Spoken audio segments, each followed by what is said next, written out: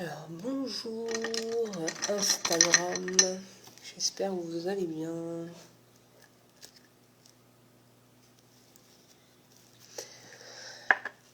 Alors, je vais rebondir sur un post. Je ne pensais pas que ça allait,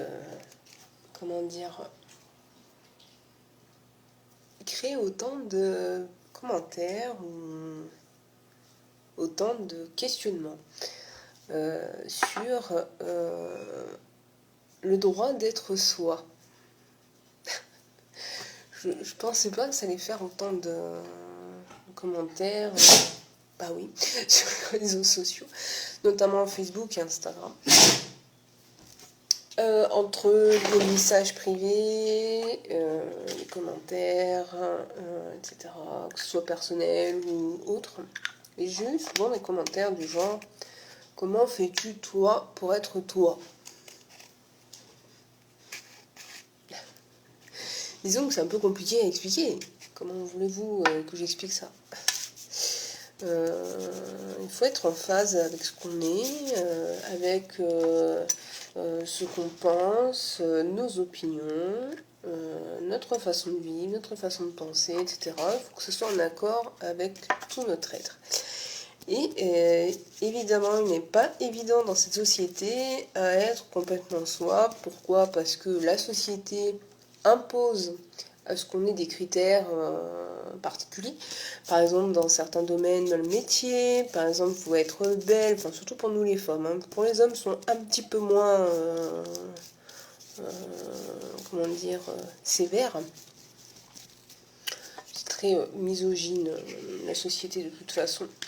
Puisque pour nous les femmes, il faut qu'on soit sexy, belle, avoir un beau corps, faut pas être grosse, faut avoir une norme, faut avoir des enfants, etc. Sinon, on a une pression sociétale.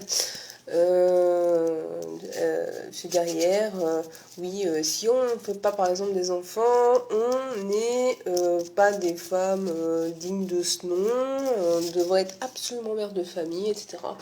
Non, il ne devrait pas avoir de critères de vie, etc. Si vous ne voulez pas travailler, vous ne travaillez pas. Si vous voulez faire un métier, mais qui n'est pas forcément, l'idéal parce que c'est moins mal payé, ou etc., mais que vous kiffez, mais pourquoi vous entêtez, par exemple, à faire un travail que vous n'aimez pas. Par exemple, vous travaillez au McDo, ça vous énerve, pourquoi vous arrêtez pas dans ce cas ? Il n'y a pas de critères de sélection dans une société, et surtout pas quand on n'est pas en accord avec ses principes et avec soi-même. Il faut être, je dirais, exigeant avec soi-même. C'est-à-dire que si on a un principe, si on a une certaine pensée, il ne faut pas tout de suite penser, non, ce n'est pas possible pour moi, parce que c'est mal payé, je ne vais pas arriver à m'en sortir, etc. Il faut savoir être malin, il faut savoir être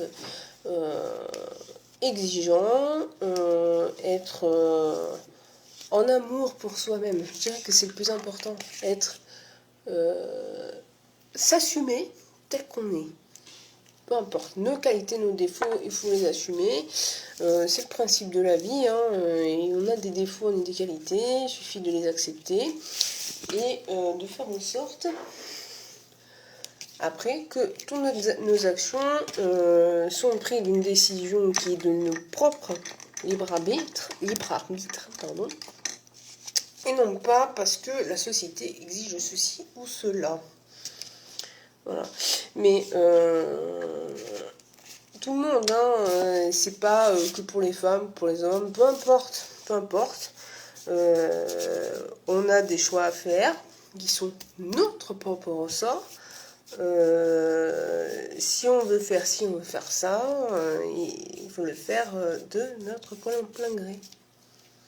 C'est comme ça, après, on évite certains troubles qu'on oublie souvent. Parce que des fois, si on n'a pas en accord avec ses principes, ni à ses façons de penser, ni à soi, on arrive à des troubles, genre des troubles anxieux, de la dépression, des problèmes comportementaux, etc.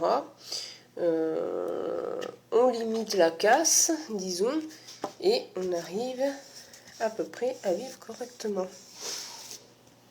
Voilà, donc c'était juste un petit rebond face à cette publication qui était « Tu as le droit ».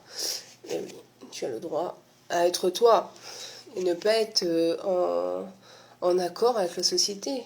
C'est logique, on peut pas être en accord véritablement avec la société.